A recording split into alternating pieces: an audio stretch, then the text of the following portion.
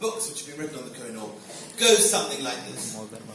The Kohinoor was mined in darkest antiquity in the great Golconda diamond mines in southern India. Thousands of slaves laboured away, manacled underground, to produce this one perfect gem, which soon found its way into the eye of an idol in one of the great temples of Telangana, where it was discovered.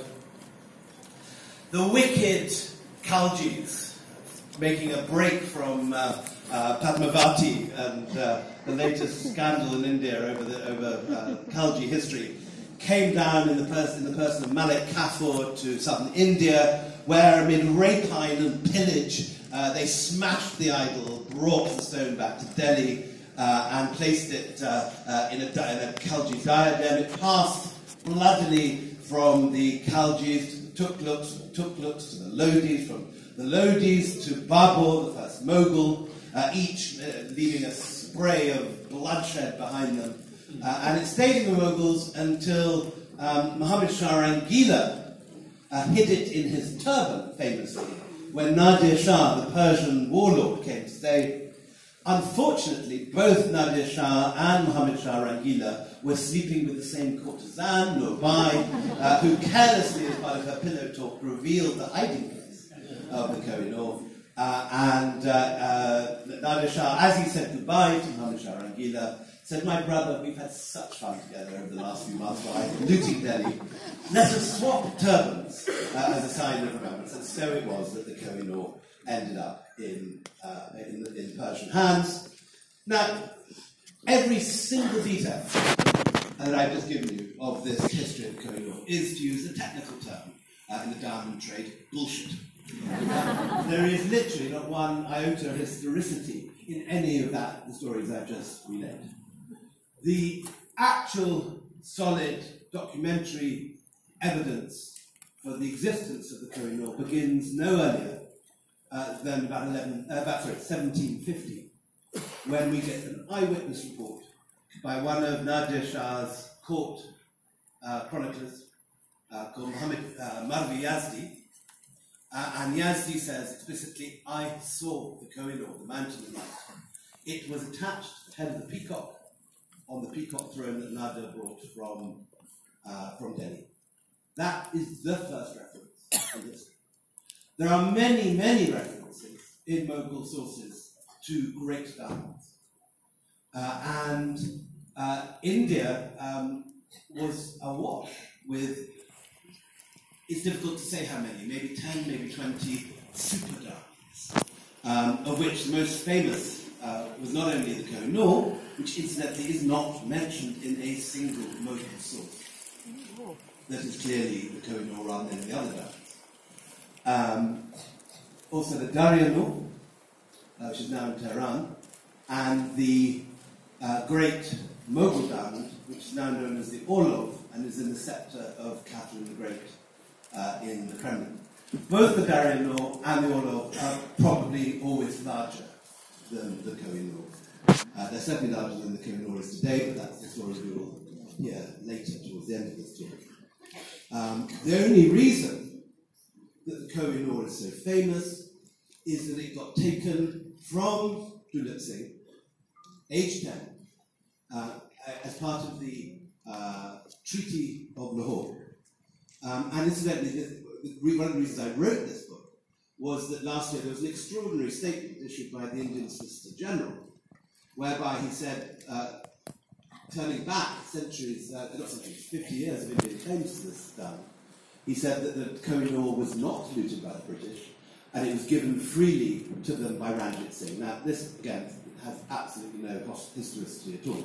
It is clearly there, laid out in the Treaty of Lahore, 1849, Article 6C, that the Kohinoor diamond be handed over as part of the peace treaty between the East India Company and Dalrymple Singh in 1849. By this stage, Ranjit Singh had been 12 years in the grave, and the only way he could possibly have given it would be by astral projection or over a Ouija board. So what is fascinating to me about this diamond is that it is something that many, many people feel incredibly worked up about. Not only, there's obviously India came stone. First up, after independence, actually not India, but Pakistan, in the person of Bhutto, who claimed it from Harold Wilson in, I think, 1976 or 7, during the great drought. Bangladesh immediately put in a claim after that. Don't have the Pakistanis getting in.